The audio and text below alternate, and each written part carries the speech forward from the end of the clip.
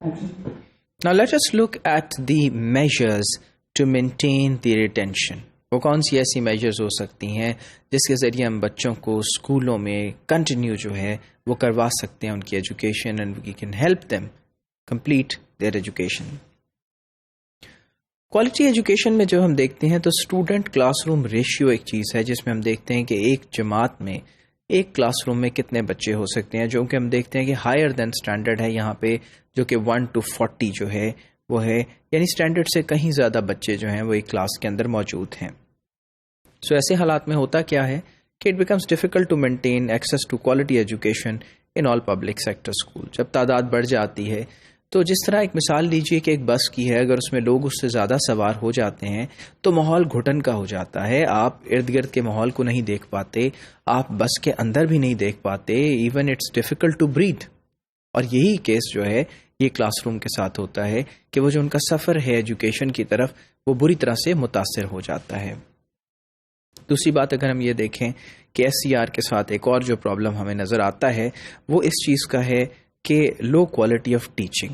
یعنی یہ بھی اس میں ایڈ کر رہی ہے کہ جب ٹیچنگ بھی کوالٹی کی نہ ہو اور اسٹوڈنٹ کلاس روم ریشیو بھی زیادہ ہو تو پھر تو یہ مسائل جو ہیں وہ بڑھتے ہی چلے جاتے ہیں.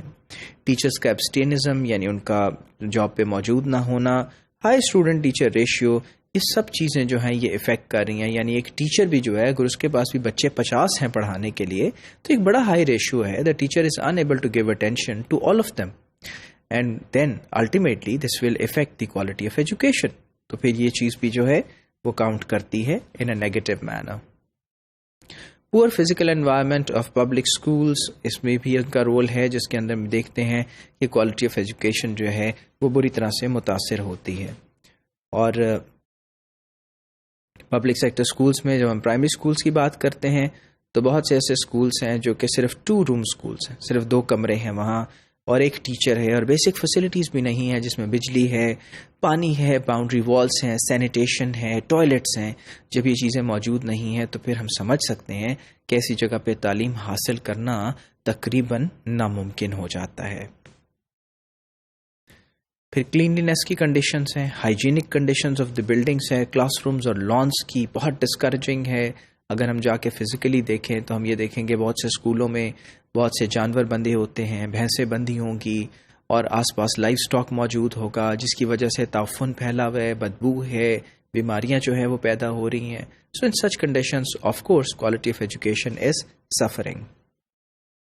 ٹیچرز کی اویلیبلٹی کی جب ہم بات کریں تو ہم یہ دیکھتے ہیں کہ جو سبجیکٹ اسپیشلسٹ ٹیچرز ہیں اسپیشلی سائنسز کے اندر